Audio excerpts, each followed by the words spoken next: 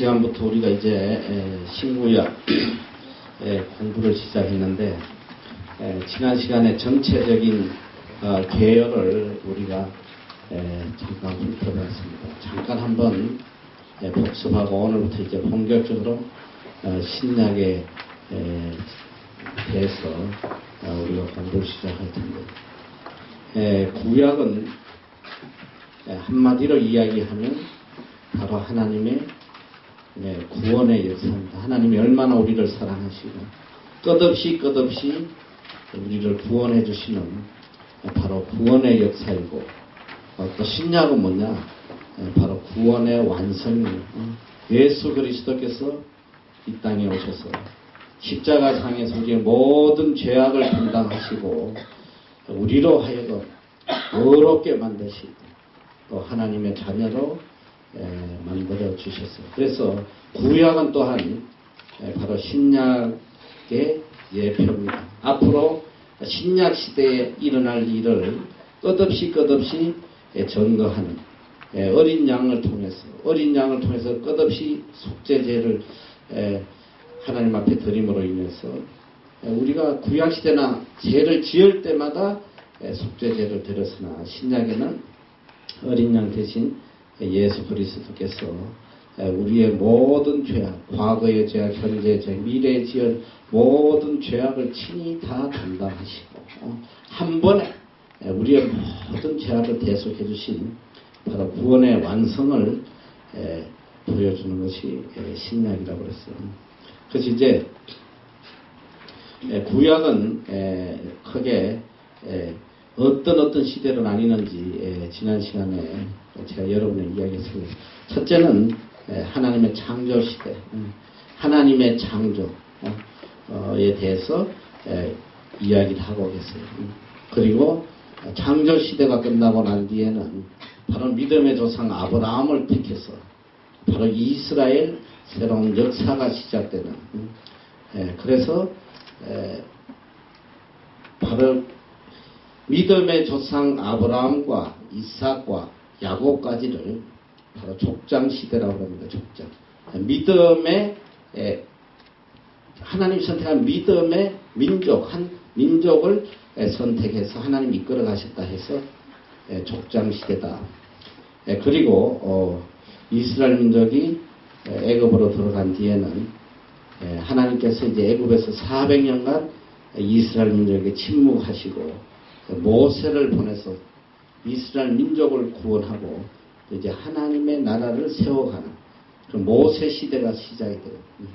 그래서 하나님의 백성을 가나안 땅으로 이끌어가는 그 모세 시대는 이제 출애굽기, 그 다음에 레위기, 민수기, 신명기 여기까지가 모세 시대라고 해요. 그래서 신명기는 바로 모세의 고별 설교, 바로 가나안 땅을 눈앞에 두고 모압 평지에서 광야 제2세대 하나님 앞에 악을 행하고 컴플레인하고 원망 불평했던 그 사람들이 광야에서 다 죽고 광야에서 태어난 제2세대 그리고 또 애굽에서 나올 때 20세 이하였던 이 젊은 아이들로 구성돼 그 새로운 그때는 20살이었지만 40년 있으니까 벌써 할배가 됐잖아. 그 시대를 중심으로 해서 이제 여호수아 시대가 시작이 돼요. 그래서 가나안으로 들어가서 하나님의 나라를 세워가는 끝없이 하나님은 하나님의 백성을 택해서 하나님의 나라를 세워가고자 하는데 인간은 끝없이 하나님 앞에 죄악을 행하고 하나님을 대적하는. 그래서 이제 바로 모세 시대가 끝나고는 여호수아를 시작으로 해서 사사시대가 시작입니다. 사사시대는 12명의 사사를 거치면서 하나님이 사사를 통해서 직접 통치하시는 사사시대 마지막 사사가 바로 사무엘입니다. 그리고 또 이 사사시대 때 이스라엘 민족이 또 왕을 세워달라고 하나님 앞에 악을 행하는 하나님의 통치를 싫어하고 왕을 세워달라고 해서 하나님께서 그들에게 왕을 허락하시고 그래서 이스라엘의 초대왕은 사울이죠. 그리고 왕정시대가 시작되는데 참 불행하게도 솔로몬의 아들 르호보암 때에 남과 북으로 갈라져요. 바로 솔로몬 왕 때의 모든 그 건축을 도맡아 했던 최고 책임자였던 여로보암이 반역을 했어. 10지파는 북쪽 이스라엘을 세우게 된다는 바로 10지파. 그리고 남쪽은 2지파만 남게 돼요. 바로 유다와 베냐민 지파만 남게 됩니다. 이 두 나라가 갈라져서도 끝없이 하나님 앞에 악을 해요. 이 북쪽 이스라엘은 뭐 너무너무 하나님 앞에 악을 행해요. 느밧의 아들 여로보암 끝없이 하나님 앞에 거짓 산당을 만들고 거짓 선지자를 세우고 이렇게 해서 하나님의 노를 얼마나 노를 일으키는지 결국은 북쪽 이스라엘의 멸망은 바로 느밧의 아들 여로보암의 죄악 때문이라고 성경은 끝없이 이야기합니다. 그래서 이 북쪽 이스라엘은 BC 721년 BC 721년에 아수르에 의해서 멸망당하는데 북쪽 이스라엘은 뿌리도 없이 사라져 완전히 흔적도 없이 사라져버려요. 그 아수르에서 이주 정책을 해서 북쪽 이스라엘을 호남 민족을 만들어버렸다고 했죠. 그냥 잡종을 만들어버렸어. 그래서 그게 이제 신약에 가면 바로 사마리아 땅이 되는데 그래서 이스라엘 유대인들은 사마리아인을 죄로 취급하고 상종을 하지 않는 그 신약에 이제 그런 역사들이 나와요. 자, 그리고 남쪽 유다는 뭐 잘했냐? 남쪽 유다도 끊임없이 하나님 앞에 악을 행하고 이방신을 섬기다가 남쪽 유다는 BC 587년에 바벨론 침공으로 인해서 바벨론의 세 차례 침공으로 인해서 완전히 멸망하고 근데 하나님께서 다윗의 위가 영원할 것이라고 약속을 했기 때문에 완전히 뿌리째 없애진 않고 이스라엘 민족을 바벨론으로 포로 잡혀가겠다. 그때 이제 대표적으로 포로로 잡혀간 사람이 다니엘과 세 친구, 또 선지자는 에스겔. 그래가지고 이제 바벨론에 끌려가서 몇 년 동안 종살이 하냐면 70년간 하나님이 말씀하신 그 70년 동안 종살이를 하고 다시 예루살렘으로 회복하는. 그래서 성경에 보면 이제 고레스 왕 때에 바사나라 메데바사 고레스 왕 원년에 이렇게 했다 기록이 하는데 그게 이제 지금으로 말하면 바로 바벨론은 지금으로 말하면 이라크. 그리고 이 페르시아, 메데바사는 페르시아예요. 이란을 이야기하는 건데 거기서 하나님이 예언하신 대로 다시 이스라엘 민족을 70년 뒤에 회복을 시켜줘요. 근데 이스라엘 민족이 예루살렘으로 돌아와서 성전을 재건하고 회복할 때에 그때 이제 가장 큰 역할을 했던 이제 구약이라서 내가 이제 상세하게 이야기했겠지만 성전을 재건한 사람이 있고 성벽을 재건한 사람이 있고 성벽 재건한 여호수아지 그리고 학개와 스가랴 이런 사람들이 미리 와서 성전을 짓는데 그 영적으로 개혁을 한 영적 혁명을 일으킨 사람은 누구냐? 가장 위대한 포로 시대의 모세와 같은 인물이 누구냐면 바로 에스라란 말이에요. 에스라가 정말 위대한 선지자, 영적 지도자로서 느헤미야와 함께 영적 개혁을 하는데 결국은 그렇게 70년간 포로살이 하면서 그런 많은 고난을 겪어도 또 예루살렘에 와서 그렇게 에스라와 느헤미야가 영적으로 회복시키려고 말이지 얼마나 거룩하게 하려고 모든 이방들과 단절하고 이방 아내들을 다 쫓아내고 엄청난 종교 계획을 발행했는데도 얼마 가지 않아서 또 이스라엘 민족은 타락해요. 얼마나 악하게 구는지 그게 누구냐면 바로 이 구약 시대의 마지막 선지자가 말라기란 말이에요. 이 말라기서에 보면 얼마나 그 당시에 이스라엘 민족이 하나님 앞에 악을 행하고 있는지 그게 나타나요. 하나님이 어디 계시냐 하고 대들고 뭐 하나님 앞에 헌금을 갖다가 막 그냥 가장 좋은 짐승을 잡아야 되는데 병들어 가지고 막 죽기 직전에 못 쓰는 거 이런 거 갖다가 그냥 하나님 성전에다 갖다 바치고 11조 띄어먹고 그 이혼하고 말이지 뭐 아주 뭐 영적으로 너무너무 다시 악하게 돌아가는데 하나님께서 말라기 선지를 통해서 마지막 책망을 하시고 하나님이 또다시 이스라엘 민족에 나타나지 않는 하나님의 침묵기가 시작돼요. 400년 동안 하나님이 다시 나타나시죠. 말라기서에 앞으로 너희에게 엘리야가 올 것이다. 그 엘리야가 도래할 것이다. 그게 뭐냐면 바로 세례 요한을 보내주실 거라고 예언하시고 400년 동안 하나님께서 침묵의 시간을 가지신다. 그리고 드디어 400년 뒤에 하나님이 약속하신 대로 세례 요한이 출현하고 세례 요한이 예수 그리스도의 오심을 준비하는 이제 신약의 도래가 시작이 돼요. 그런데 우리가 이제 신약에 가기 전에 잠깐 이 구약의 역사, 정치적 그 역사를 좀 봐야 돼요. 이스라엘 민족이 처음에 바벨론에 포로 잡혀가서 누구에게 지배를 받았어? 누구? 바벨론에 포로가 잡혀가서 누구에게 지배를 받았냐고 그랬는데 답을 알려줬잖아. 바벨론에게 포로 잡혀가서 바벨론에게 지배를 받았단 말이야. 몇 년? 70년 동안 지배가 70년.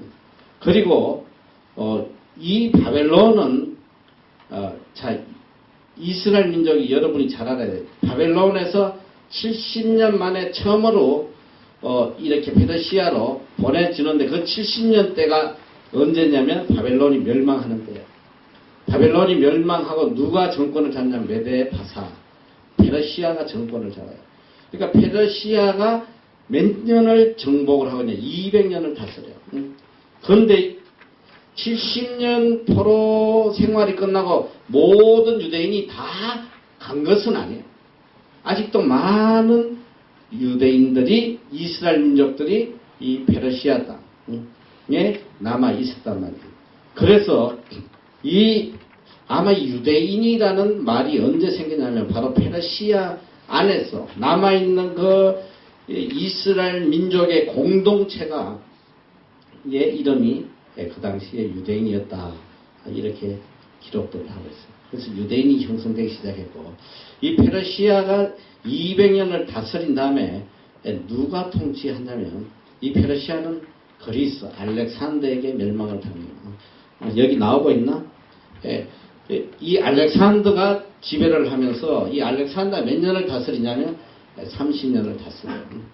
근데 이게 알렉산더가 그리스가 페르시아를 30년 다스리는데 근데 알렉산더가 30년을 다스린 건 아니야. 왜냐 알렉산더는 나이 33세 겁사해요. 나도 처음에 가만 봤더니 못 모르고 봤는데 이게 뭐야 그럼 3살 때부터 다스렸나? 30년 다스렸으면? 근데 보니까 아마 그 아버지 때부터 그 아버지가 왕이었으니까 아버지 때부터 해서 30년을 이 애굽 지역 그러니까 이스라엘 땅 팔레스타인 그 지역을 다스렸던 것 같아요. 그러니까 이게 이스라엘 민족에게는 많은 문화가 들어온 거야. 바벨론의 문화도 들어오고 또 이 페르시아의 문화도 들어오고 또 그 다음에 이 그리스의 문화도 헬레니즘이 또 들어와서 이스라엘 민족을 지배했다. 그 이 헬레니즘 그러니까 이게 그리스가 대제국을 꿈꾸고 알렉산더가 전 세계를 통일하려고 하다가 그만 인도에 가서 그 전염병에 걸려서 급사해요.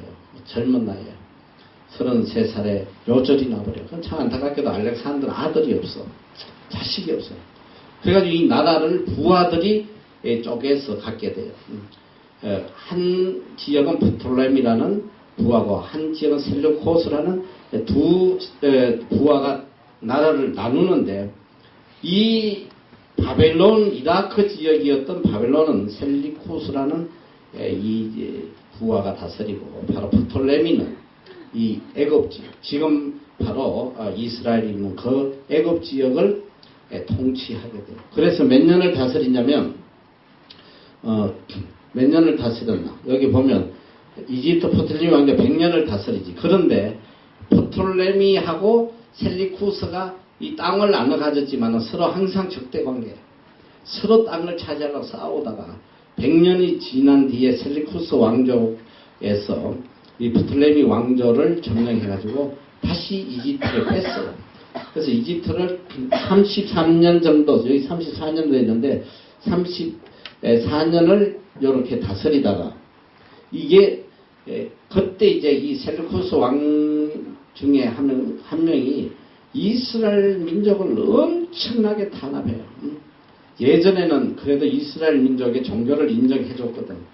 그리고 아주 유화 정책을 켰는데 셀루코스 3세인가 때에 여기 셀루코스 나오지. 이 친구가 그냥 모든 안식일도 폐해버리고 예루살렘 성전에다가 그냥 제우스 신을 갖다 놓고 섬기게 하고 너무너무 착취를 하니까 이스라엘 민족 속에 그래도 뜻이 있고 믿음이 있던 사람들 사이에 독립운동이 일어나는 거야.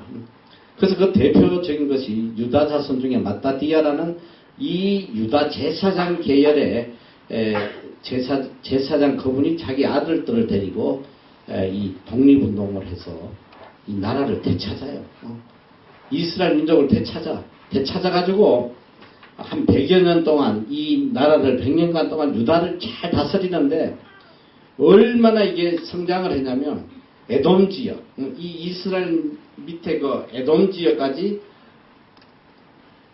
땅을 확보하고 그 안티파스라는 총독, 그게 나중에 헤롯의 대정조 할아버지인데 이 안티파스를 총독으로 세워서 거기까지 다스리는 그런 시기가 있었단 말이야. 그런데 100년 뒤에 이게 무너져 버려요. 이 마카비 왕조가 누구에게 무너지냐면 바로 로마 제국에 무너져요.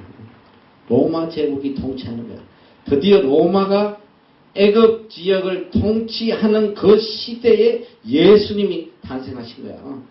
아우구스투스 때에 호적을 하러 가셨다. 그때 로마 황제가 아우구스투스. 로마가 이스라엘 땅을 점령해서 분봉왕을 세웠어. 그 지역을 다스리도록 이렇게 분봉왕을 세워서 다스렸다. 총독을 보내고 또 총독, 그 나라를 관할하는 총독을 보냈다. 여러분 이제 이 역사를 좀 알아야 돼. 신약까지 오기까지 이런 역사가 있었다. 이걸 좀 여러분이 상세하게 보려면 성경과 5대 제국이라는 책, 내가 보니까 참 재밌게 이해하기 쉽게 잘 돼 있어. 거기에 보면 좀 더 세밀하게 지금 내가 이야기하는 내용들이 기록이 되어 있어요. 시간 나면 그 책 꼭 한번 읽어보도록. 자, 그래서 예수님 당시의 정치적 상황이 어땠냐? 바로 로마가 이스라엘을 지배하고 있는 식민지로 지배하고 있는 그 시대에 왔기 때문에, 그러니까 예수님 당시에 이스라엘 민족 속에 간절한 소원이 있다면 무엇이겠어? 무엇이겠어? 독립이란 말이야. 어떻게 하면 이 로마의 속박에서 우리가 독립할 수 있나? 근데 이스라엘 민족 마음속에는 끊임없이 내려오던 구약시대의 선지자를 통해서 끊임없이 들려주시던 메시아, 하나님이 메시아를 보내시겠다는 메시아 대망사상, 우리에게 반드시 우리를 구원해줄 메시아가 오신다는 그런 메시아 대망사상을 갖고 있었단 말이에요. 이제 예수님이 언제 오시나 모든 유대인들이 기다리는데, 그런데 문제는 그들이 기다렸던 메시아는 바로 이 천국 복음을 주기 위해서 오시는 메시아가 아니라 로마의 속국에서 그들을 구원해서 독립시켜줄 그런 메시아를 기다리고 있어요. 그러니까 이스라엘 민족이 참 메시아로 알아보지 못하고 십자가에 못 박아버리는 그런, 심지어는 예수님을 3년 동안 따라다녔던 제자들도 이 예수님이 언젠가 이 로마 제국을 뒤엎어서 이 이스라엘을 회복하실 분이다. 마지막에 예수님이 십자가상에 돌아가시는 그 순간까지도 그 제자들조차도 예수님이 정치적인 메시아로 그렇게 알고 있었단 말이에요. 그러니까 예수님이 십자가에 달려 돌아가시고 이 제자들이 엠마오로 가면서 자 이제 모든 것이 끝났단 말이죠. 제자들이 전부 다 청문회 모든 꿈들이 다 벗어나고, 또 예수님 제자들 중에 보면 그 어머니가 와가지고 우리 아들은 하나는 뭐 장관 어느 장관 해다 한쪽은 우표 한쪽 좌편 해가지고 한 자리 달라고 막 그러는 이야기도 나오고 그래요. 그러니까 모든 사람들이 예수님 당시에 예수 그리스도를 바로 이스라엘을 구원해줄, 정치적으로 회복시켜줄 메시아라고 그렇게 믿어왔기 때문에 예수님을 십자가에 못 박는 네, 그런 큰 죄를 저지르게 된다. 자, 그래서 이제 드디어 예수님이 이 예루살렘 땅에, 유대 땅에 오셨고, 그러면 신약은 무엇을 이야기하느냐? 신약이 뭐예요? 바로 예수님에 대해서 기록하고 있단 말이에요. 그래서 모든 역사의 초점은 예수님이 중심이다. 여러분, 이 인류의 역사의 중심은 누구냐? 바로 예수 그리스도란 말이지. 여러분이 너무나 잘 아는 예수님이 오시기 전의 역사를 뭐라고 그래? 한국말로 뭐야? 기원전, 기원후. 그러니까 기원전, 기원후. 이 인류의 역사의 시작이 어디서부터 시작이 되느냐? 인류의 역사의 초점은 바로 예수 그리스도란 말이지. 예수 그리스도가 이제 역사의 시점인데, 예수 그리스도가 오시기 전을 영어로 뭐라 그래? BC라고 그래. Before Christ. 이 역사의 중심이 예수 그리스도로부터 시작된다. 그럼 예수님이 오신 다음에 뭐라 그래? AD가 영어로 뭐야? 원어가?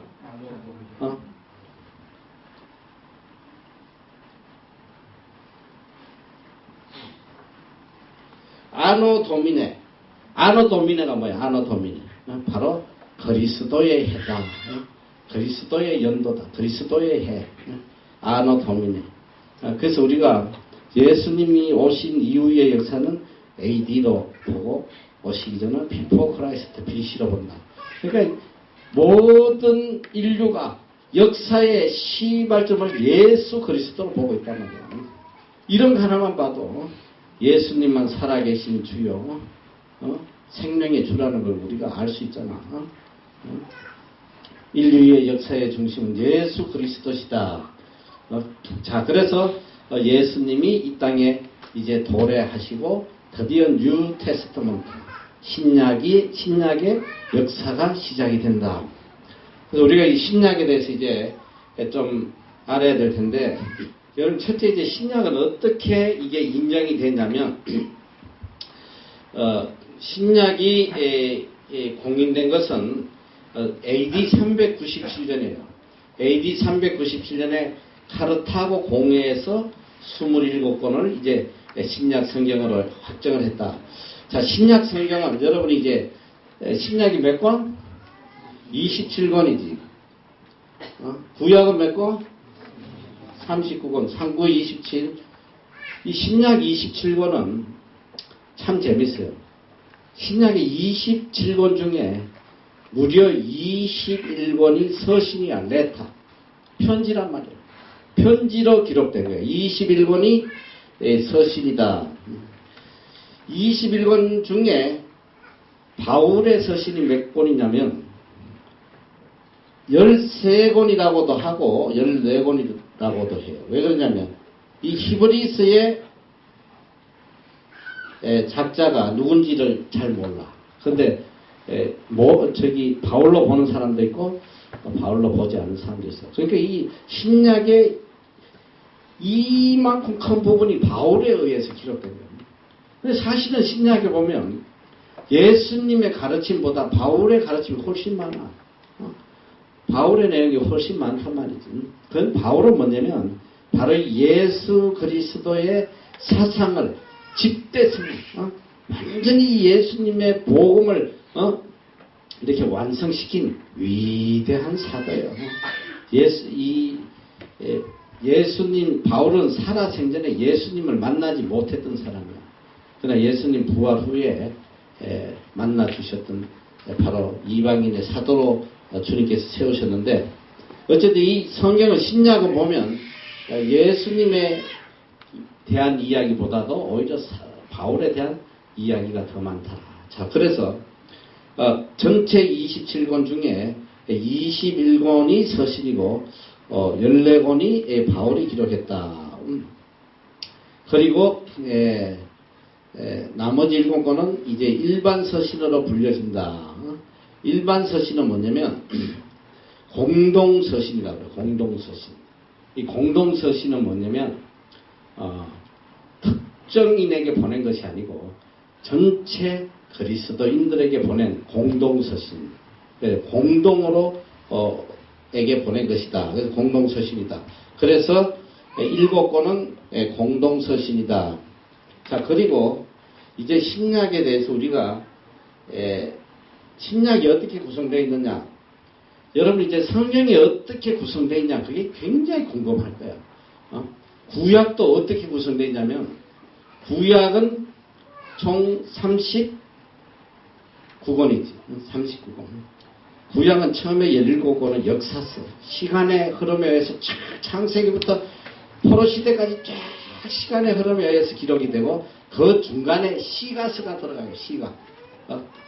그 시편, 잠언, 아가서 뭐 이런 시가서가 딱 들어가고, 그 다음에 예언서가 들어가요. 예언서는 뭐냐, 바로 선지서라고 그래. 선지자들의 이야기. 그러다 보니까 이게 구약을 보면 굉장히 혼돈이 돼. 차라리 그냥 쭉 이렇게 하면 되는데, 역사적인 이야기가 나오고 또 시가서 나온 다음에 선지자들의 글이 나오니까, 이 선지자들이 도대체 역사적으로 어느 나라에서 어떤 왕 때에 어떤 활동을 했는지, 이게 지금 여러분이 감이 안 잡혀가지고 성경을 보면 엄청나게 막 혼돈이 와요. 나 왜 그렇게 이 성경을 했는지 나도 모르겠어. 그러나 어쨌든 하나님께서 주신 성경인데, 그래서 우리가 이제 구약은 거기에 맞춰서, 그리고 이 선지서는, 선지자들은 연대별로 기록이 돼 있냐, 그것도 아니야. 선지자들도 대선지서, 소선지서 이렇게 해가지고 더 헷갈려. 왜냐면 대선지서는 뭐냐, 이 성경 기록의 분량에 따라서 정해놓은 거야. 그 역사에 따라 선지자를 기록해놔서 좀 이해하기가 쉬운데, 분량이 많은 걸 대선지자라고 그래요. 대선지서. 이러다 보니까 좀 혼돈이 있어요. 그래서 구약에 가서 그거는 내가 세밀하게 가르쳐주고, 이제 자, 신약은 어떻게 구성되어 있냐. 신약은 첫째로 처음에 복음서예요. 복음서. 사복음서라고 그러죠. 사복음서. 여기 사복음서는 바로 예수님의 가르침을 기록해 놓은 거야. 예수님이 이 땅에서 3년 동안 가르쳤던 것을 기록해 놓은 복음이야. 굿뉴스, 가스펠. 바로 예수님이 가르친 천국 복음을 기록한 것이 사복음서다. 자, 사복음서에 자 뭐가 있어? 자, 첫째 뭐? 마태, 마가, 누가, 요한. 자, 마태, 마가, 누가, 요한인데, 이것은 다 예수님의 제자의 이름을 따서 한가. 마태는 매튜, 영어로 매튜야. 누가는 루커. 그러면 마가는 마커. 그 다음에 요한은 존이야. 근데 참 재밌는 게, 여러분이 이제 성경을, 사복음서를 쭉 읽다 보면 똑같은 내용이 계속 반복되잖아. 똑같은 얘기가 또 반복되고 또 반복되고. 그래서 이 마태, 마가, 누가는 내용이 똑같아요. 똑같아. 그래서 이걸 뭐라고 그러냐면, 우리 한국말로는 공관복음이라고 그래. 공관복음. 공관복음이다. 이 공관복음은 여러분이 이 한자로 쓰면 이게 그 다음에 견자에 이렇게 돼 있잖아. 공관복음. 이 뭐냐? 공관복음이라는 공통적인 관점에서 똑같이 제자들이 똑같은 관점에서 보고 기록을 했다. 그 내용이 같아. 마태, 마가, 누가는 내용이 거의 같아요. 이 공관복음이다. 그래서 이 세 개는 공관복음. 시납틱이라고 그래. 영어로는 시납틱이라고 그러는데, 똑같은 관점에서 본 것이다. 그런데 요한복음만은 관점이 달라요. 완전히 다른 관점에서, 그러니까 이 마태, 마가, 누가에 나오지 않았는데요.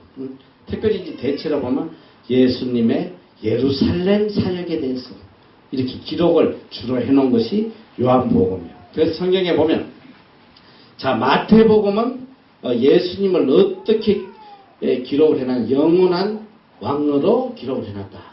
영원한 왕이신 예수님. 마태복음은 영원한 왕이신 예수님. 그리고 마가복음은 고난받는 종, 고난받는 종으로 기록이 되어 있다.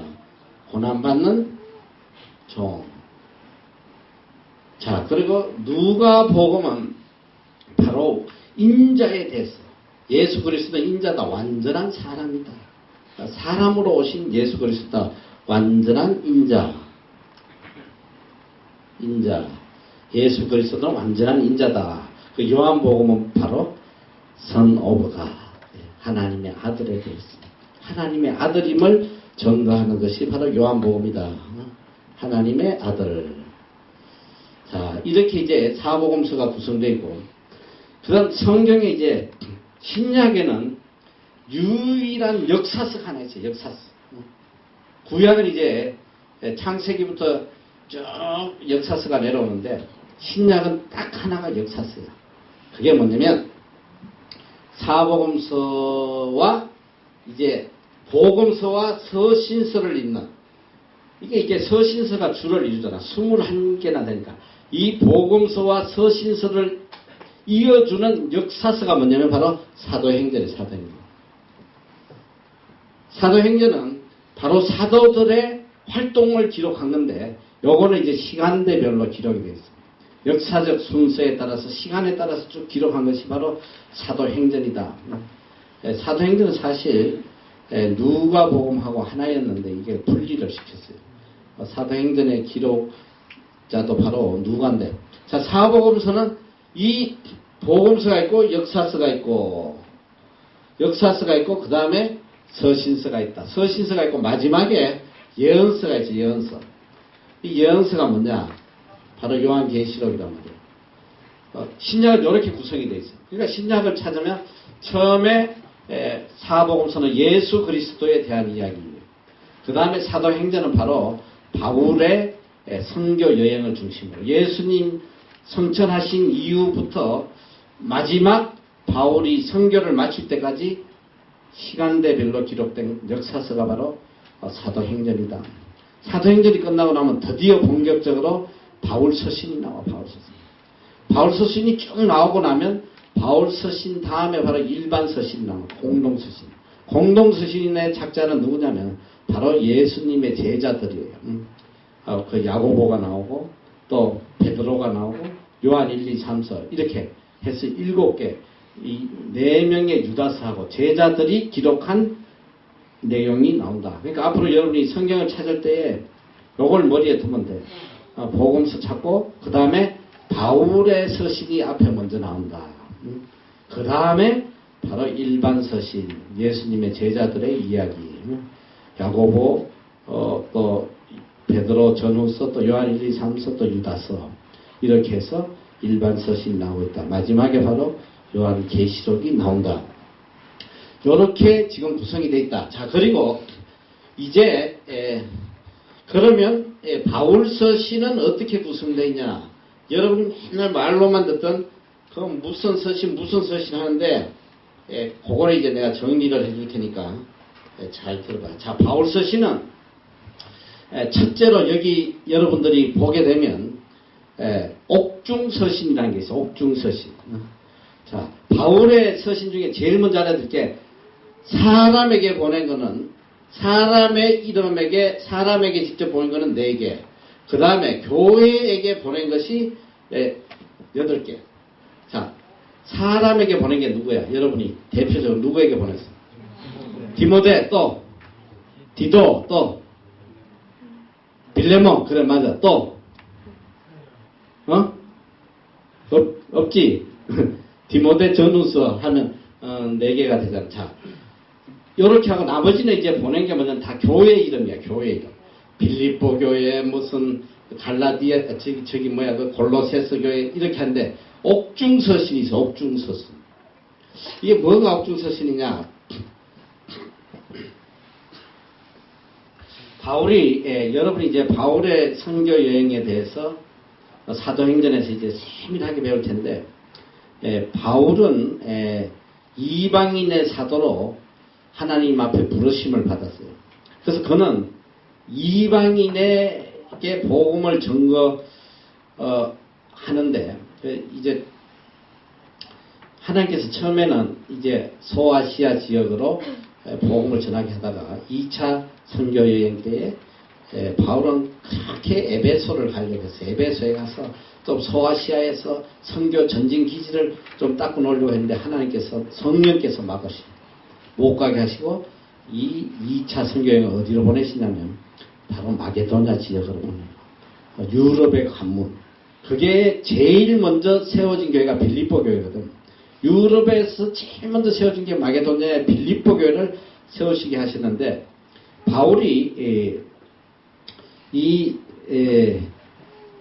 선교 3차 선교 여행을 하고 바울이 로마로 잡혀가잖아. 바울이 마음은 바울의 간절한 소원은 뭐냐면 빨리 이 아시아와 또 이 유럽 뭐 로마도 유럽이지만은 이제 처음에 마게도냐 지역 또 고린도 지역 요렇게 해가지고 복음을 전하고 그가 정말 간절히 가고 싶었던 곳이 어디냐면 로마였어. 로마에 가서 한번 로마는 그 당시에 뭐 대유럽의 중심이니까 이 로마에서 복음을 꼭 전해야 되겠다. 근데 로마의 복음을 전하고자 하는 간절한 마음은 있었으나 그의 최종 목적은 로마가 아니었어. 내가 로마를 거쳐서 서바나로 가고자 한다. 서바나가 지금 말하는 스페인이야. 그렇게 간절하게 서바나로 가기를 원했어요. 그래서 2차 선교 여행을 마치고 고린도에서 이제 헌금을 걷어가지고 예루살렘 성도들, 어려움을 당하고 있는 예루살렘 성도들에 전해주고 그는 바로 로마로 가려고 그랬는데 하나님께서 그만 예루살렘에서 붙잡아버려요. 그 성전에서 붙잡혀가지고 가이사랴 감옥에서 2년을 죄인으로 있게 된단 말이야. 그러니까 이 바울이 얼마나 답답하겠어. 응? 내가 지금 빨리 로마에 가서 복음을 증거해야 되는데 왜 하나님께서 나를 이 감옥에 갇히시나. 그가 감옥에서 2년 동안 갇힌 다음에 그는 로마로 가게 돼요. 그가 그렇게 소원했던 로마를 갔는데 어떻게 하냐면 죄인으로 가요. 로마 황제에게 항소해가지고 내가 로마 황제에게 이 재판을 받게 해달라고. 그가 로마 시민권이 있었기 때문에 이제 시간이 되면 이 제자들에 대해서 따로 이렇게 시간이 나면 여러분이 알려줄 텐데 이 특별히 바울은 예수님의 직접적인 제자가 아니었어요.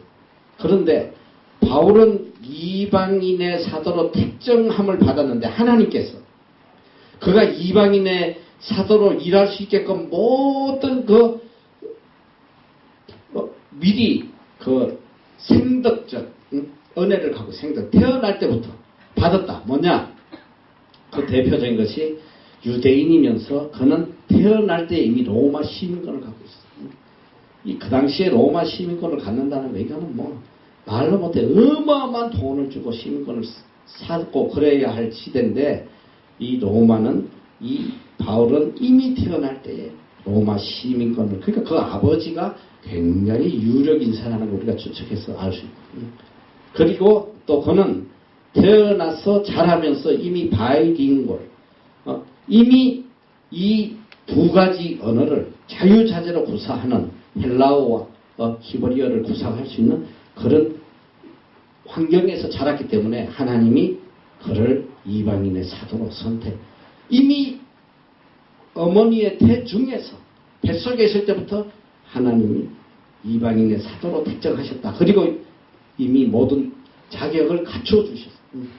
로마 시민권도 갖고 또 이 바이링기 헬라어도 뭐 유창하고 학식으로 보면 뭐 이 바울을 따라갈 사람이 없을 만큼 가브리엘이라는 위대한 스승 밑에서 훈련을 받고 그래서 그런데 이제 이 바울이 3차 전도 여행을 끝나고 로마를 가긴 가는데 어떻게 하냐면 죄인으로 가요. 죄인으로 가서 그만 로마 감옥에 갇혀요.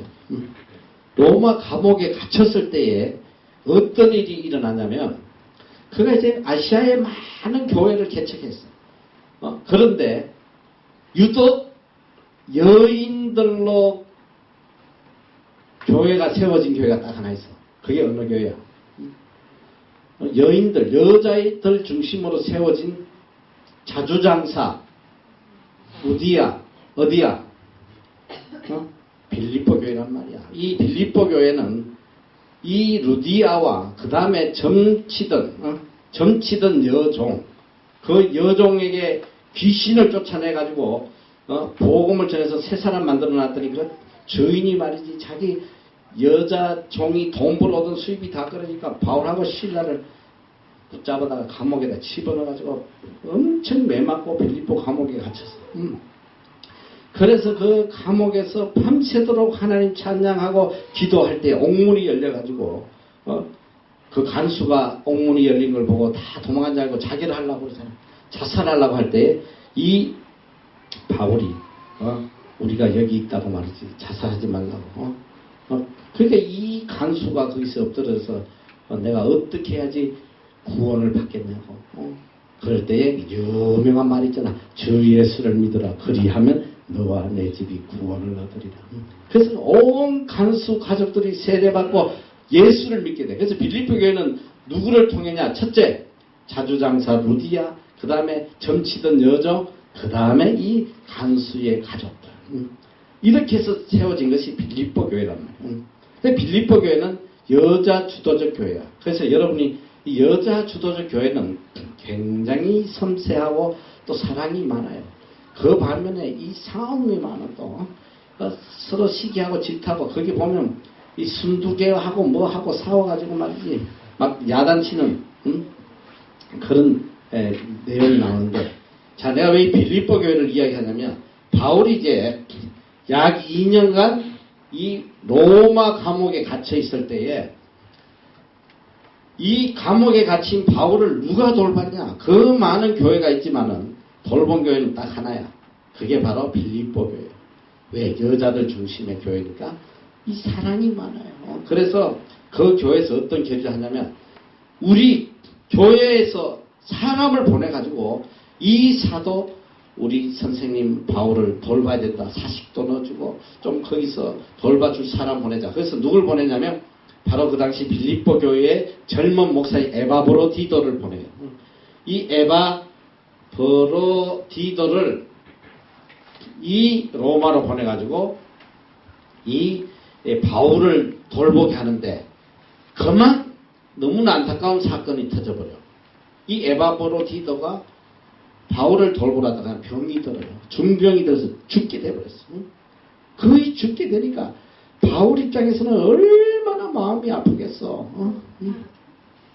한번 생각을 해봐. 자기를 위해서 이 젊은 목사를 보내줬는데 이 병들어 죽으면 자기 체면이 어떻게 했어. 그래서 바울이 얼마나 하나님 앞에 간절하게 기도하는지 하나님 이 에바브로디도를 고쳐달라. 근데 하나님 그 기도를 응답해 주셔. 에바브로디도가 딱 이제 치료가 되니까 바울이 제일 먼저 뭐냐면 에바브로디도를 빨리 빌립보 교회를 보내려고 그래.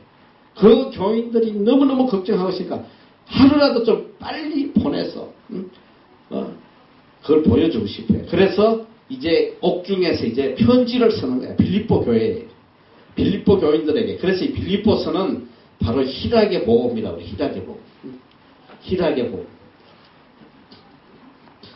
이 빌립보서에서는 거의 내용이 감사에 대한 거예요. 감사. 책망이 없어. 빌립보서는 그냥 감사한 거야. 주 안에서 내가 기뻐한다. 또 감사한다. 끊임없이 왜 그러냐면 빌립보 교인들이 나에게 베풀어주는 그 은혜에 대한 감사의 마음을 담아서 쓴 편지가 바로 빌립보서단 말이에요. 그래서 빌립보서는 희락의 복음이다. 기쁨의 복음이다. 주 안에서 기뻐하노니 너희들도 기뻐하라. 너희들도 나처럼 기뻐하라. 감옥에 있으면서 막 그 기쁨을 억누르지 못하고 바깥에 있는 사람들에게 기뻐하도록 감사하도록 이렇게 권면하는 것이 빌립보서다. 자, 그래서 이 에바브로디도 편으로 이제 이 빌립보서를 이렇게 보내줘요. 이게 옥중서신이야. 그런데 그때 어떤 일이 있었냐면 이 로마에서 바울이 만난 한 사람이 있어요. 그 사람이 누구냐면 오네시모야. 오네시모. 이 오네시모는 누구냐면 바로 이 골로새서의 그 골로새서 교회를 담임하고 있던 갑자기 내 이름이 생각이 안 나네. 누구야? 아까 빌레몬. 빌레몬 내 종이었어. 빌레몬. 근데 이 빌레몬의 종인데 예전에 이 종은 주인의 허락 없이는 절대로 도망을 가면 안 돼. 근데 이 오네시모가 도망을 왔어요. 예수 믿기 전에 그랬던 것 같아요. 도망을 와가지고 로마에 와서 바울을 만나가지고 예수를 믿게 되면서 그가 새 사람으로 변화된 거야. 그래서 이제 바울이 그래요. 너가 이제 그리스도인이 됐으니까 네가 주인의 허락 없이 도망 나왔으니까 꼭 가서 그걸 사죄하고 용서를 받아야 된다. 그래가지고 이제 오네시모를 보내요. 보내는데 그때 보내면서 바울이 편지를 써줘요. 빌레몬에게. 자, 이 빌레몬에게 이 오네시모는 너무나 나의 신실한 종이 되고 주의 형제가 되고 빌레몬아, 이 빌레몬은 바로 이 바울이 만든 제자거든. 그 빌레몬 그 골로새서 교회를 세울 때에 있었던 사람. 그래서 나를 봐서 이 오네시모를 용서해 주라. 만약에 혹시라도 금전적으로 어떤 손해가 있다면 내가 그걸 다 갚아줄 테니까 오네시모를 형제로 대접하고 한 번만 용서해달라. 용서해주라. 그리고 보낸 편지가 뭐냐면 바로 빌레몬서야. 자, 그래서 옥중서신은 첫째로 빌립보서가 있고 그 다음에 빌레몬서가 있어. 자, 이 빌레몬서가 있는데, 자, 이제 빌레몬에게 편지를 딱 보내다 보니까 바로 바울이 세웠던 골로새서 교인들에게 편지를 안 할 수가 없어. 빌레몬이 그 교회의 리더였기 때문에. 그래서 빌레몬에게 보내면서 같이 골로새 교인들에게도 같이 편지를 써서 보내. 같이 편지를 써서 보내. 그래서 이게 세 개가 옥중서신인데 또 보니까 바로 골로새서 교회 옆에 바로 가까이 어떤 교회가 있었냐면 에베소 교회가 있어요. 에베소 교회. 그러니까 이제 그냥 보낼 수가 없어가지고 같이 이렇게 보내는 거예요. 빌립보서, 빌레몬서, 골로새서, 에베소서. 이게 옥중서신이다.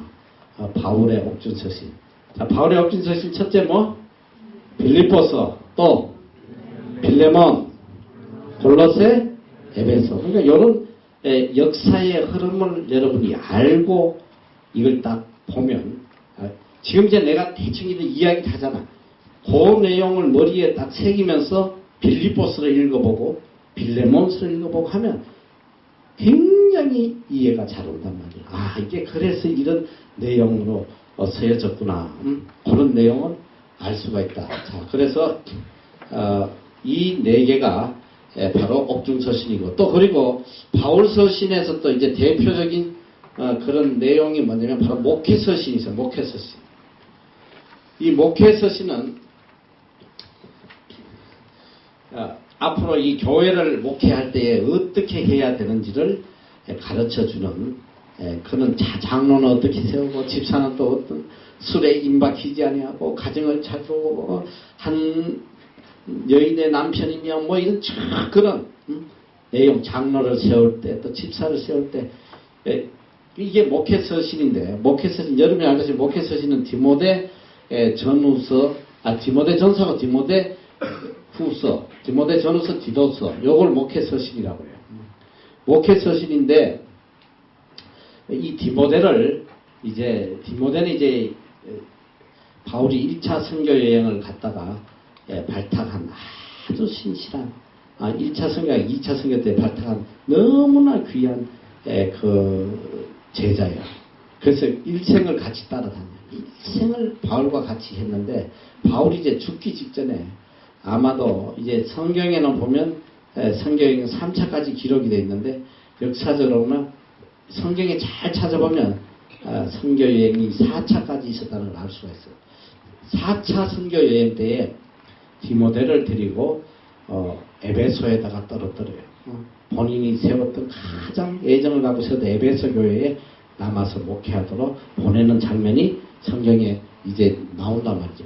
그래서 저기 디모데 전후서는 디모데 전서하고 이제 디모데 후서는 여러분이 정말로 저걸 가슴 깊이 읽어야 돼. 디모데후서는 바울의 마지막 서신이에요.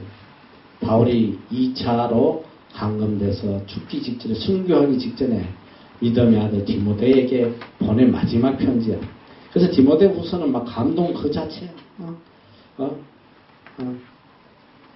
너무너무 은혜가 돼요. 여러분이 그 디모데후서를 많이 읽어. 이제 내가 관제와 같이 부hom이 되고, 관제와 같이 부hom이 됐다 뭐냐면, 관제라는 건 양을 목을 잘라갖고 이제 재단에 뿌리는 그걸 관제라고 그래요. 이제 내가 관제와 같이 부hom이 됐다. 내 생명을 이제 완전히 주님 앞에 순교의 제물로 드린다는 그런 의미. 그래서 이제 내가 일생을 선한 삶을 살았고 이제 후로는 하나님께서 나를 위해서 예비하신 생명의 몇 그걸 바라본다는 거 참 너무나 은혜되는 그런 기록이 디모데후서에 기록이 되어 있다. 그리고 디도서는 이제 디도에게 주는 그런 섬에 디도도 마지막에 그를 목회지로 보내면서 앞으로 어떻게 목회를 하라 이렇게 적어준 것이 바로 목회 서신이다. 디모데 전후서 디도서 이게 목회 서신이다. 일단은 여러분들이 이 바울 서신은 이렇게 구성되어 있다. 그리고 신약은 전체가 저렇게 구성되어 있다. 자, 첫째 뭘로 구성되어 있다? 복음서로 구성되어 있고 그 다음에 중간에 역사서가 뭐다? 사도행전. 그 다음에 바울 서신이에요.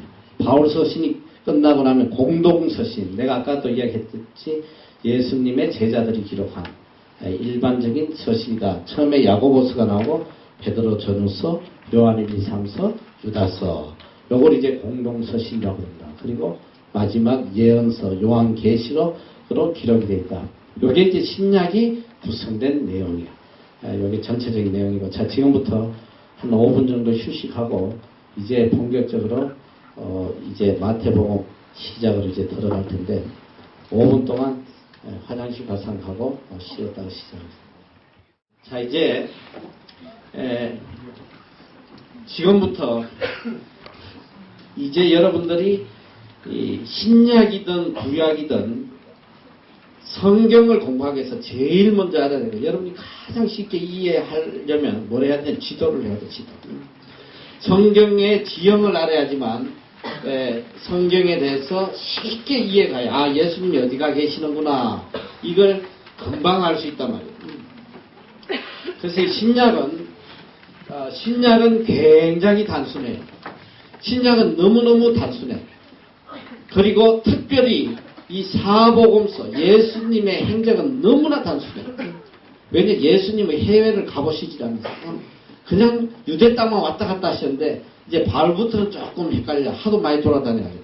일단은 이 사복음서에 나오는 지도는 굉장히 간단해. 자, 여러분이 내가 이렇게 대충 이렇게 좀 그려보면 자, 여기 보면 이게 이제 유럽 땅인데 여기 보면 거의 이쪽이 이제 아테네, 그리스, 이 고린도, 고린도는 밑에 있지. 고린도 이게 다 이렇게 밀집이 돼 있어요. 여기가 이제 바로 마게도니아 지역이에요. 마게도니아. 여기가 처음에 이제 빌립보 교회가 세워지고 그 다음에 옆에 있는 것이 뭐냐면 바로 이태리반도. 이태리반도 이렇게 돼 있고 이 소아시아라고 말하는 것은 뭐냐면 지금으로 말하는 터키 지역이에요. 터키. 이 지역이 이제 전체가 이 지역이 이제 소아시아 지역인데 자 바울은 소아시아를 거쳐서 유럽으로 이제 전도여행을 했잖아요. 참 우리가 공부할 것은 뭐냐면 이게 바로 유대 땅이 유대 땅이고 여기가 이제 이렇게 삼각조 바로 이 말하는 그 모세가 건넜던 강인바 저기 뭐야 바다 홍해지. 여기 이제 홍해가 있고 이쪽이 이제 애굽 땅. 그리고 이쪽이 이렇게 북아프리카로 연결이 되고 있는데 이쪽은 이제 지금 이라크와 이란 여기는 이제 페르시아만이 있는 거야. 페르시아만. 자 이제 대충만 이렇게 기억을 하고 여기가 뭐냐면 바로 그 유명한 메디테리언 시 지중해란 말이야. 지중해. 이 지중해 바다가 있는데 바로 이 유다 땅은 지중해를 끼고 있어요. 지중해를. 그래서 이제 구약에 가면 여러분들에게 이 유다 땅, 이 예루살렘 땅이 구약이 뭐냐 가나안 땅이거든. 왜 가나안 땅이 그렇게 중요한 땅인지를 알게 돼요. 모든 무역의 중심이 되는 거야. 이 바다를 끼고 있기 때문에.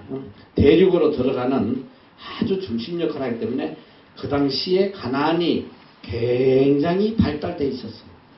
이스라엘 민족이 가나안을 침공할 때 뭐 빈 땅에 들어간 게 아니라 이미 거기 강대한 7 족속들이 자리를 잡고 있고 가장 세상적인 문명이 발달됐던 지역이 바로 이 가나안 지역이에요. 이게 왜 그러냐면 무역을 하는 바다를 끼고 있기 때문에. 자 그래서 일단은 우리가 신약에 나오는 이 유대 땅은 어떻게 돼 있나? 유대는 쉽게 말하면 세 개의 도로 분리되어 있다고 보면 돼. 우리나라는 지금 몇 개 도야? 몇 도? 8도. 자, 내가 지금 질문 한번 해볼게요. 8도가 남쪽만 8도인지 남북한 다 합쳐서 8도인지. 자, 남쪽만 8도라는 사람 손 들어봐. 용감하게 손 들어. 왜 못 들어? 그러면 전체가 8도인 사람 손 들어봐. 이게 뭐야 이거 중간에. 이런 회색 분자 때문에 이게 나라가 이게 시끄러워요. 이것도 아니고 저것도 아니고. 누가 8도를 한번 대볼 사람? 정확히. 경상도. 뭐야 남북도는 안 치는 거야? 경기도, 강원도, 충청 남북도, 경상 남북도, 전라남북도, 제주도. 상해도. 너희들은 세상에 소망이 없어.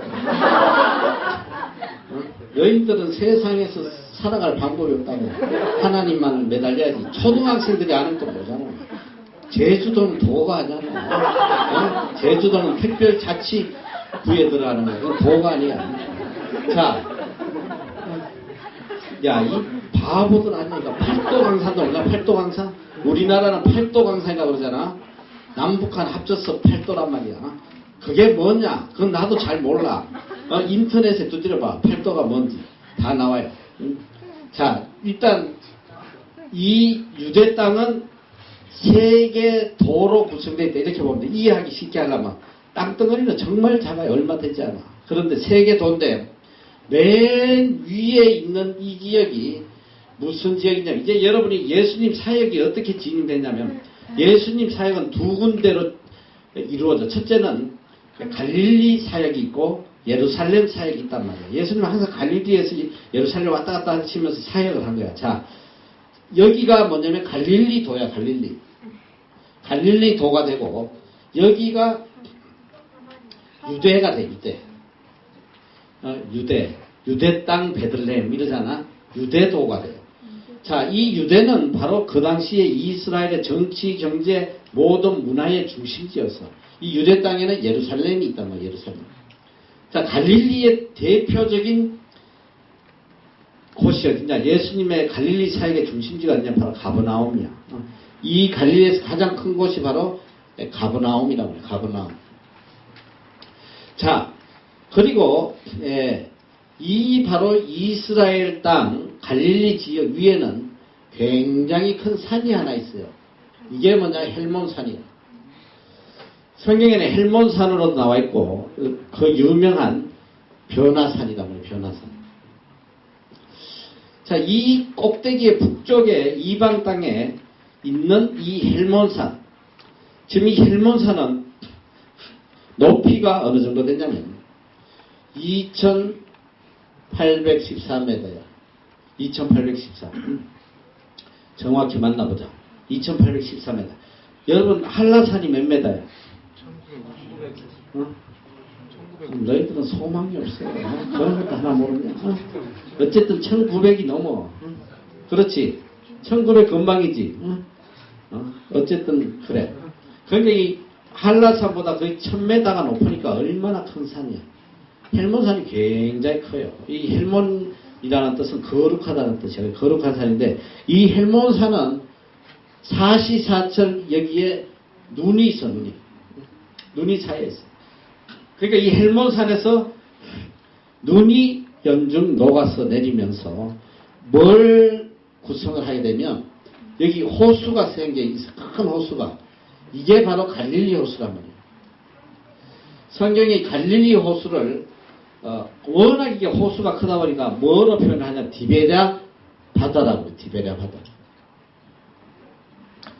갈릴리 호수로도 표현되고 또 게네산의 호수, 게네산의 호수로도 표현이 되고 그리고 디베랴 바다로도 표현이 되고 있다. 이 갈릴리 호수가 크기가 어느 정도 되냐면 남북으로 21km, 동서로 11km. 그게 얼마나 큰 거야, 너? 21km 남북으로 21km 오면 21km 끝도 안 보이지. 응? 그리고 동서로 11km나 돼. 얼마나 이게 먼 거냐. 이 갈릴리 호수에는 물이 항상 깨끗해요. 헬몬산에 맑은 물이 내려와서 그 갈릴리 바다라고 하는데 여기 고기들이 굉장히 많아. 여기 뭐 베드로 고기도 있고 막 별고기가 다 있대. 그런데 이 갈릴리 호수의 물이 쭉 흘러서 내려오면 바로 이 예루살렘 동편에 사해가 있어요. 예루살렘의 요 밑에구나. 예루살렘 밑에 사해라는 바다가 있어요. 바다. 이 사해는 여러분이 알다시피 물을 흘러내보내지 못해. 이 갈릴리 호수에서 사해를 연결하는 강이 뭐냐면 바로 요단강이란 말이에요.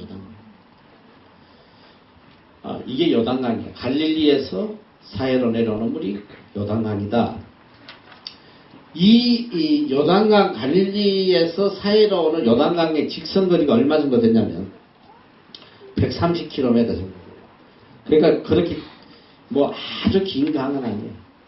그래서 이 유대 땅은 장정이 갈릴리에서 걸어서 빨리 걸으면 한 3, 4일이면 예루살렘을 왔다 갔다 하는 거예요. 그러니까 예수님이 그래서 갈릴리에서 걸어서 예루살렘으로 이렇게 많이 왔단 말이에요. 그럼 이 중간 지역이 어디냐? 이게 바로 사마리아 땅이에요. 이 사마리아는 바로 북쪽 이스라엘이 멸망했던 자리라고 해요. 그러니까 내가 이야기했듯이 아수르에서 혼합 정책을 써가지고 이 사마리아 땅은 완전히 이 잡종이 살아요. 그래서 이스라엘 민족, 유대인으로서 사마리아인들하고 이야기만 해도 이건 불경한 거예요. 절대로 말도 하면 안 돼. 개라고 취급해. 성경에 보면 개라고 이야기해. 개. 그리고 이 갈릴리 사람들이 6월절에 예루살렘 성전에 제사를 드리러 오거나 예루살렘에 볼 일이 있어서 가야 될 때에 이들이 이 사마리아 땅을 통과하면 바로 가는데 절대로 흘러가지 않아요. 더러운 땅을 안 가. 그래서 이 이방 땅을 돌아서 이렇게 와요. 이렇게 온단 말이에요. 이렇게 와서 이게 뭐냐면 그 예루살렘 성전으로 가는 길에 여리고라는 것이다. 여리고에 그 선한 사마리아인 이야기 강도당하는 그게 바로 이쪽 갈릴리에서 이렇게 와서 아마 예루살렘으로 내려가는 그 길목인 것 같아요. 그러니까 이렇게 유대인들은 일절 사마리아인하고 접촉을 하네. 말도 안 하고 개취급하는 거예요. 그래서 예수님이 이 사마리아 성을 지나가요. 수가성 여인 나오잖아. 수가성이라는 건 바로 사마리아 안에 있는 성이 수가성인데 예수님이 이렇게 지나가실 때 수가성 여인이 와서 이제 예수님 물을 달라고 할 때 그 수가성 여인이 물어요. 아니, 당신은 어떻게 유대인으로서 사마리아인 여자인 나에게 이야기할 수 있냐, 물을 달라고 할 수 있냐. 왜? 그 당시에 유대인으로서는 절대로 사마리아인하고 이야기를 하지 않단 말이에요. 개취급을 했다. 개취급. 그래서 이스라엘 땅은 이렇게 위에 북쪽 갈릴리 그리고 중간이 사마리아 그 다음 남쪽이 유대 땅이다. 자, 그러면 지금부터 너무나 중요한 게 뭐냐면 여러분이 갈릴리 도 안에 그 큰 지역 안에는 어떤 마을이 있는지, 그리고 또 사마리아에는 어떤 마을이 있는지, 또 예루살렘 지역 유다 땅에는 어떤 마을이 있는지, 여러분 이제 그 지명만 딱 알면 굉장히 성경이, 예수님이 가브나움에 가시구나, 아이고 북쪽에 올라가셨네, 좀 이따가 보니까 베들레헴에 오셨네, 수가성을 지나가시네. 예수님의 행적 이동하는 게 눈에 그림처럼 쫙 보인단 말이야. 그래서 우리가 예수님 공생애 3년 동안 어디를 갔다 왔다 하시면서 어떤 사역을 했는지, 그래서 예수님의 사역은 이렇게 두 가지로 딱 구분이 돼요. 시간대별과 이 지형적인 지역을 나눠 가지고 예수님의 행적을 이해를 하는데, 시간은 대별로는 이제 내가 설명할 때 유월절을 기점으로 예수님이 어디로 이동하시는지, 그리고 이 장소로는 가버나움 사역인지 예루살렘 사역인지, 그걸 이제 우리가 보면, 성경을 보면서 굉장히 쉽게 이해할 수 있다. 자, 지금부터 한번 사마리 저기 갈릴리 땅에는 어떤 도시가 있는지 지금부터 보자 말이죠. 자,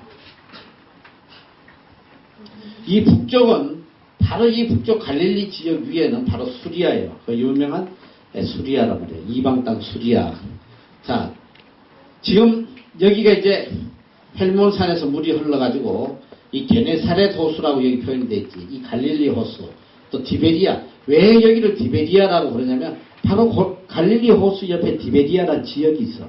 그래서 디베리아 바다다, 디베리아. 성경에 이렇게 나온단 말이에요. 그러니까 게네사렛 호수, 또 갈릴리 호수, 디베리아 바다, 이거 다 같은 갈릴리 호수를 이야기하고 있다.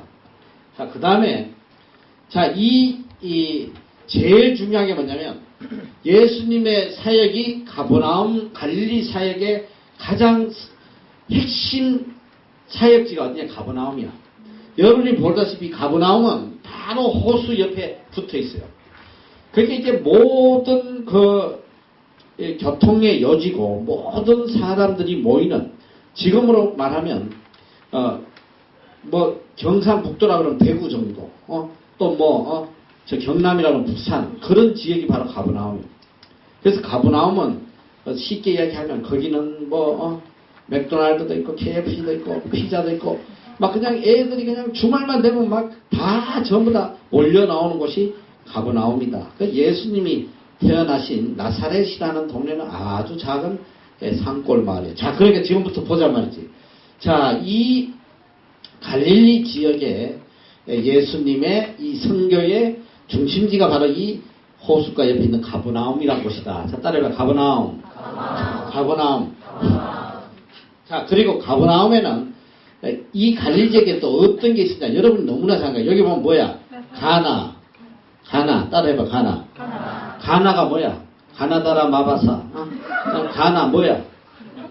가나는 이제 설명을 할 거야. 예수님이 최초로 이적을 행하신 물로 포도주를 만든 가나 혼인잔치 알지? 네. 이게 가나란 말이야. 가나. 이 세종대왕이 지은 것 같아. 가나. 여기 어쨌든 세종대왕이 왔다 한 건 비슷해. 가나, 뭐 다 가짜로 시작하네. 자, 가버나움, 가나. 너무나 잘 알지? 자, 그리고 여기 보면 너무나 잘 아는 이게 뭐야?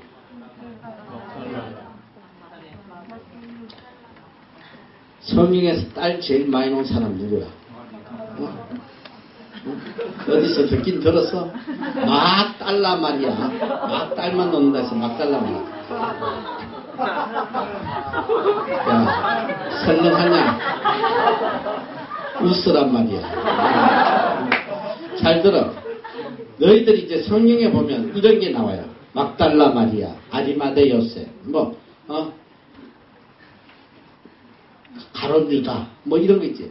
그러면, 가롯은 성이고, 유다는 이름이고, 막달라가 성이고, 마리아는 이름이고, 그게 아니야. 성경에 나오는 모든 인물 앞에 붙는 것은 지명이야지. 알았어? 막달라 마리아면 막달라에 살던 마리아야. 그 유명한 막달라 마리아가 여기 살았다. 호숫가 옆에 있는 막달라라는 지역에 있었다. 이게 다 갈릴리에서 일어나는 일이야. 자, 그리고 예수님이 태어나신 지역이 바로 이 나사렛이라고 그래. 알아? 예수님이 태어난 게 아니지. 예수님 베들레헴에 태어나시고 예수님이 자란 곳이 나사렛이란 동네다. 여기는 아주 산꼴이다. 자, 여러분 너무나 잘 아는 나인성 과부, 독자를 잃었다가 예수님이 살려주신 그 유명한 이야기, 그게 바로 나인성. 나인이 바로 여기 있다만 나인. 나인성 과부. 자, 여기 보니까 뭐 가다라도 있고 분명히 세종장이 왔다 갔어요. 가나다라 마바사라 다 있네. 자, 나인 나사렛. 다음 따라해봐. 시작. 나인 나사렛 디베리아 막달라 가나 가버나움 고라시나. 이 예수님 책망할 때 이 고라시나 막 부르시는 게 바로 이 여기 가장 죄악이 심했던 곳이야. 오히려 고라시나 뭐 베세다야 너희가 지금 뭐 소돔과 고모라 보다도 더 악하다고 막 책망하시는 그런 내용이. 자, 고라신 베세다, 고라신 베세다. 여기 복음을 잘 듣지 않는 여기 악한 인간들이 사는 곳이야. 자, 여러분 이제 이 갈릴리 지역에 어떤 도시가 있는지 이제는 감이 오지. 자, 한번 이걸 보지 말고, 자, 북쪽에 있는 갈릴리 지역의 대표적인 도시 가버나움, 또 근방에 가나, 또 베세다, 또 고라신, 또 막달라, 또 나인, 나사렛, 또 가다라. 얘는 몰라도 돼. 성경에 내가 본 적이 없어. 자, 또 자, 디베랴. 자, 여러분 봐, 이 갈릴리 지역에 있는 마을이 몇 개 안 되지 너. 이제 너희들이 성경을 딱 보면 뭐 갈릴리 지역에 예수님께서 디베랴 뭐 어쩌고 저쩌고 뭐 또 이러고 뭐 나인성 나오고 하면 아, 예수님 지금 갈릴리 지역에서 지금 사역을 하고 계시는구나. 여러분 이게 머리에 딱 들어온단 말이야. 아, 이 지역은 갈릴리 지역이구나. 예수님 사역은 크게 갈릴리 사역과 예루살렘 사역으로 나눠. 자, 그러면 이제 예루살렘 쪽을 한번 보자 말이지. 예루살렘에는 어떤 지역이 있나? 예루살렘의 대표적인 지역이 뭐냐? 유대 땅의 대표적인 지역. 예루살렘. 예루살렘은 정치, 경제, 문화의 중심지다. 예루살렘 성전이 있는. 자, 이 유대 땅에 여기 보면 바로 이쪽에 사해가 있잖아. 그렇지? 사해. 요단강에 흘러온 사해가 있다. 사해도 상당히 커요. 사해는 남북이 15km요. 그리고 동서가 16km요. 상당히 큰 사해라고 그러잖아. 죽음 바다. 굉장히 커. 뭐 내가 가보진 않았지만 크대. 그리고 거기 들어가면 안 빠진대. 자, 사해. 물고기들이 살 수 없는 죽음, 염분의 바다다. 이 염분이 바다보다 몇 배가 많냐? 6배에서 7배 정도 염분이 사해에 있다. 자, 바로 이 사해는 유다 지역에 있다. 자, 유다 지역의 대표적인 것이, 자, 여러분 봤을 때 예루살렘. 따라해봐. 예루살렘. 예수님의 제자들이 예수님이 십자가에 달려 돌아가신 난 뒤에 전부 다 엠마오로 갔다는 이야기가. 엠마오로 가는 길에 이제 모든 게 끝났다고 쭈글거리면서 가는 그런 장면들이 나와요. 그게 바로 예루살렘 옆에 엠마오라는 지역이다. 엠마오. 아까 내가 이야기했던 이 여리고라는 지역이 있잖아. 여리고는 아마도 내가 생각할 때는 어쨌든 여리고는 예루살렘으로 들어오는 길이야. 여리고. 이게 어디서 들냐면 아마 북쪽의 갈릴리 지역에서 이 이방 땅을 거쳐서 이렇게 예루살렘으로 들어오는 길이 여리고야. 여리고에서 강도를 만났단 말이야. 알겠어? 그게 바로 여리고다. 자, 여리고. 그리고 이 베다니가 나오지. 베다니 하면 베다니 문둥병 자가 나와요. 예수님이 십자가에 달리기 전에 들렀던 베다니 문둥병자지. 자, 베다니. 그리고 여러분이 너무나 잘 아는 아리마대 요셉. 자, 아리마대. 예수님을 위해서 무덤을 준비했던, 새 무덤을 준비했던 성경에 기록된 걸 여러분이 들려줄 텐데 참 재밌어요. 여러분이 알지 못하던 그런 아주 재밌는 사건들도 많이 있고 참 놀라운 일들이 많아요. 그래서 여러분 기대하고 다음 주에 오기 전에 반드시 사복음서를 다음 수요일 전까지 사복음서를 미니멈 10번씩 읽으란 말이야. 알았어? 사복음서 10번 해봐야 4 곱하기 10, 40장이네. 10번씩 읽으란 말이야. 알았어? 열심히 읽어. 읽어가지고 다음 주에 이제 내가 가르치면 눈에 귀에 쏙쏙 들어오게. 요번에 시간이 될지 모르겠는데 사복음서 끝나고 지저스라는 영화를 한번 보면 여러분이 그림 보듯이 화내요. 아 저게 저거구나. 그냥 뭐 너무너무 눈에 환하게 들어와. 근데 시간이 될지 모르겠어. 되면 언제 한번 그 지저스 영화를 한번 보여주겠어. 성경 꼭 읽도록 알아서 사복음 철저하게 다 마스터하고 다음 시간에 오도록. 자, 기도하고 마칩시다.